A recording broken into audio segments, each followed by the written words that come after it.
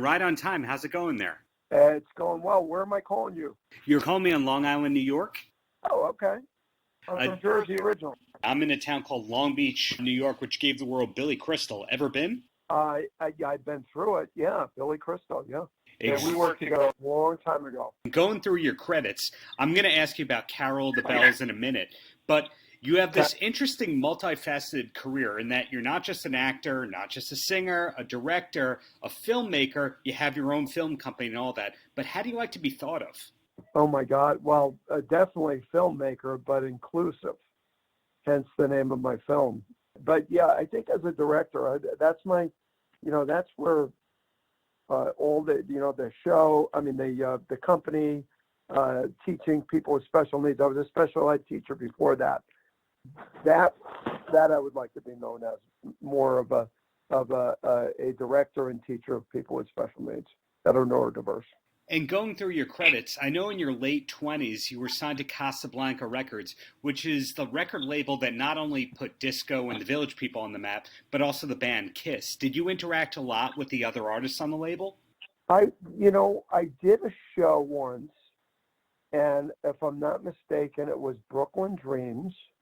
It was Donna Summer, and oh God, there was a couple of other artists. I forget whether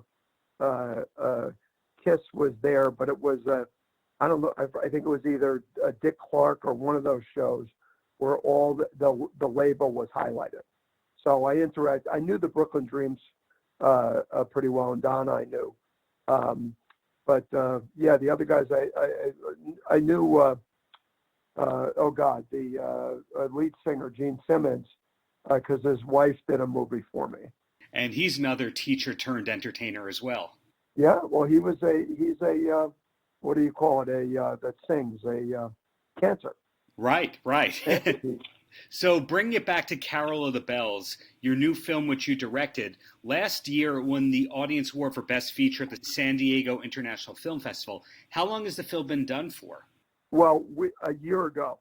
We finished it, finished producing it a year ago. It debuted May 3rd at the Bentonville Film Festival, which is a very quick turnaround. And then we were in October, we were in the San Diego Film Festival, and that's when it won Audience Choice Award. And now it's being released today. And it did play in a few theaters before in December. And with the film being done for this long and sitting through screenings and all that, is it perfect to you, or do you see things that you wish you could change about it? Well, you always see things you can change, and you wish you'd had done, something different. But overall, I think when you win an Audience Choice Award, those are the people that you really, because they're the people that are going to go out and buy it or go rent it. But we're getting the critics' reviews now too. We've gotten quite a few 5 stars, a couple A+. People are responding to the film, which the whole idea behind the film was to show that folks that are neurodiverse, if they're given an opportunity, what can be done. So it was very purposeful why I did the film and why we made this a feature. As you know or don't know, I run some studios out in California. They're programs for adults that are neurodiverse that we train them in filmmaking, and 70% of the crew of that film were people that we trained, which is groundbreaking. And now when they validate everything we did. Not only were we able to make this film where 70% of the crew have never made a film before, that's a big number, but then to make something of value, that's the ultimate thing. But, there's always little things that you tweak here and there, but I love the film. I think it's a sweet film. It's a real tearjerker. I still cry every time I see it. Even when I see the trailer, I was on a show today and they showed the trailer and I started crying again. It was very emotional. So Now, you mentioned training a lot of the people on the crew, you and your team. Had you worked with anyone in the cast before this project? Well, Donna Pescow, I did. She had done a movie for me, and then we did a tour of Guys and Dolls years ago. I knew a couple of the people, but no. And I had met RJ at the Bentonville Film Festival the year before, and he was the first one that I cast in it, because I was looking. So each studio makes short films, and what basically they learn camera, lighting, writing, acting, anything that goes into filmmaking they learn. And during the 20-week course, they usually take 2 20-week courses during the course of the year. And the outcome from that is developing a short film, and then the film becomes a lesson plan. But I wanted them to all experience what it's like to make a feature. So each program sent a pro and 2 students, and then we had most of the crew there with the students that we train in Bakersfield. But between the 6 studios, we made the film, and they were all people that had gone through the program. And with this film being done and now out into the world, are you already thinking about your next project?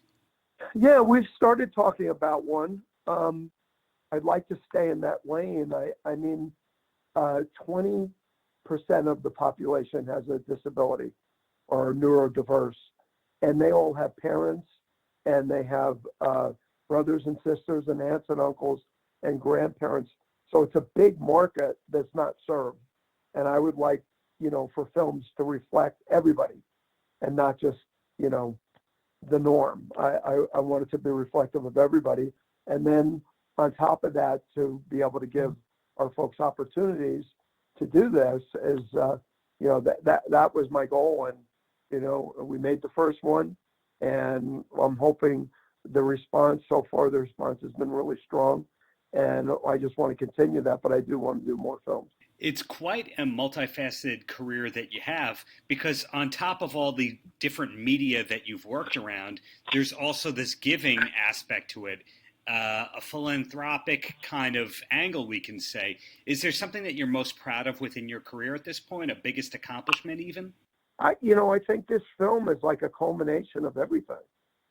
When I look at because I also, since 2006, I've been doing these camps. I do camps for kids with autism all over the country. And from the camps, almost every place we had a camp, there's an adult program there too. So it's a continuation. But to see young folks that we impress, at age 11 and 12 come to the adult program, and now I see them working on the film. I mean, that's pretty special. I love what I do. I mean, I love working with this population.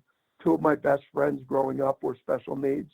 My dad, who was all about inclusion growing up in the 50s and 60s in New Jersey, and everybody was welcome at our house. And it was the best gift that he could have given his children was being inclusive and making sure that everybody mattered and everybody was treated fairly, and everybody had a table, a chair at our house at the table. It was important to him.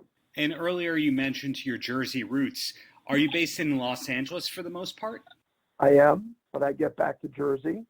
I do a camp with Marble Jam Kids in Tenafly, New Jersey. We'll be back again this year. And then I also do a camp in Pittsburgh, Arkansas. We're in Florida, Northern California. So I spend 200 days a year on the road, either visiting the programs or running these camps. And I love every minute of it. So it sounds like there's almost no downtime in your life, if I'm hearing you correctly. Well, I do. My wife calls it Joey time. I try to take time out to do different things, but I am on the road a lot. But it's worked out. It's worked out really well. I'm usually home on weekends, but I am gone a lot. But then my wife comes out on the road and visits during the summer and everything. So, and now I got a grandchild coming, which is going to change the ballgame.